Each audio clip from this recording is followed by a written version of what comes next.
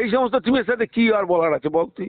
Durand দেখতে আমরা অভ্যস্ত ছিলাম সেই সমস্ত টিমের বিরুদ্ধে যাদের মধ্যে একটা মানে জিল ছিল। ভারতীয় ফুটবলে সবচাইতে বেশি জনপ্রিয় ছিল এই ডুরান্ট টুর্নামেন্ট, কারণ সেই ডুরান্ট টুর্নামেন্টের একটা ফাইটিং ছিল। আর এই কি সমস্ত টিমকে নিয়ে এসেছে যাদের নাম কোনোদিন শুনিনি। এর থেকে কলকাতার আমাদের ভবানীপুর ভালো দল, কাস্টমস ভালো দল, হ্যাঁ একদম। এই সমস্ত টিমকে নিয়ে যদি করতো তবু একটা প্রতিদ্বন্দ্বিতা। গত বছর দেখেছো তোমরা তেমন এসে ফাইনাল পর্যন্ত খেলে ফেলেছে, হ্যাঁ তাই না? একদম। এইরকম তো প্রতিদ্বন্দ্বিতা যদি না থাকে তাহলে কি করে টুর্নামেন্ট হবে? আজকে মোহনবাগানের খেলা দেখে আমার যেটা প্রাপ্তি সেটা হচ্ছে সাহালের হ্যাটট্রিক। সাহাল অসম্ভব ভালো ফুটবল খেলেছে। কিনানের খেলাও আমার ভালো লেগেছে, হ্যাঁ ও যত নেমেছে ভালো ফুটবল খেলেছে। লেট ব্যাক ক্যাপ্টেন সুভাশিসও কিন্তু ও দায়িত্ব পালন করেছে। আজকে সবচাইতে বেশি হতাশ করেছে আমার কাছে লিস্টন কোলাসো। ওর মতো এরকম অভিজ্ঞ ভালো ফুটবলার একই ভুল বারবার করলো কি করে? যতবার সে শট মেরেছে ততবার বলের তলায় মেরেছে, আর বলের তলায় মারলে সেই বলটা তো ঊর্ধ্বমুখী হয়।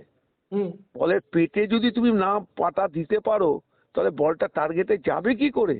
একদমই তাই। ওর মতো প্লেয়ার এইরকম করবে এটা আমি এক্সপেক্ট করিনি। আর এই সমস্ত দলের বিরুদ্ধে খেলে গোল করে কনফিডেন্স লেভেলটাকে বাড়িয়ে নিতে হয়, এটা লিস্টনের মতো খেলোয়াড়দের বোঝা উচিত। আর এবারে টিমে কিন্তু কম্পিটিশন আছে, এটাও লিস্টনকে মাথায় রাখতে হবে। এই দলে কিন্তু ছাংতে সই করেছে, হ্যাঁ এটা মাথায় রাখবে তুমি। আজকে লিস্টন, কোলাসো এবং মনবীর এদের আরো বেশি সপ্রতিভ হতে হবে। আজকে সায়ালের যে ফাইটিংটা এটা মাথায় রেখো। যে বিদেশিটা এসছে যাকে দিয়ে খেলালো ডিমিচি, ওর খেলা আমার ভালো লাগেনি। ডিমিচ বলে যে ছেলেটি নেমেছিল হ্যাঁ ওর খেলা আমার কোনো সময় ভালো লাগেনি। ওর ট্র্যাপিং এ ভুল আছে, ও পাসিং এর টাইমিং এ ভুল আছে, টার্নিংও ওকে আমার খুব বেশি ফিট বলে মনে হয়নি। তবে আরেকটু সময় দিতে হবে, সবে এসছে, এখনকার ব্যাপারটাকে বুঝতে হবে ওকে, তাই না? একদম। আর মানসদা এইটা নিয়ে একটা প্রশ্ন ছিল এইখানটাতেই, যে এই যে আজকে মনবীরকে দেখলাম সেকেন্ড হাফে অন্তত 4টে চান্স মিস, শিওর চান্স, এবং বারে বারে মনবীর লিস্টনের মধ্যে একটা দেখছিলাম যেন কোথাও সামঞ্জস্যের অভাব মনে হচ্ছিল, মানে মিস পাস হচ্ছে, বুঝতে পারছে না কখন বলটা ধরবে। মানে এইটা কি কোনো জায়গায় মোহনবাগানের ক্ষেত্রে একটা পরবর্তীকালে একটা বড় থ্রেট হতে পারে? না না, এটা আসল কথা হচ্ছে এই ম্যাচে প্রত্যেকেই গোল করতে চেয়েছে, যেটা হয়।